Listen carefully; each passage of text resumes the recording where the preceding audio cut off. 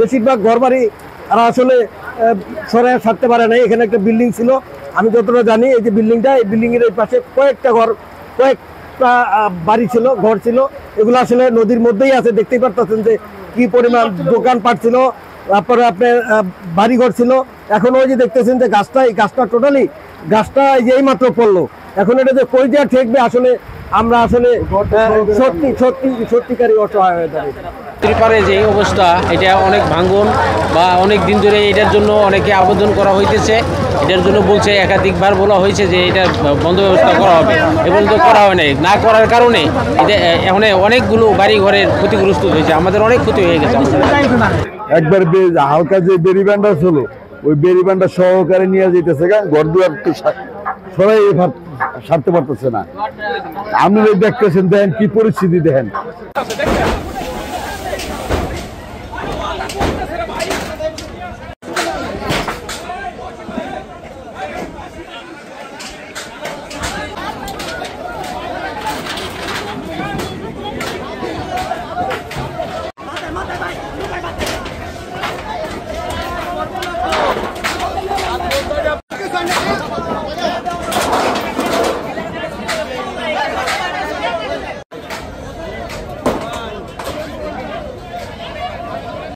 টাইপের জানতেন যদি ভাঙ্গে এটা ধরতে ঠিক আছে।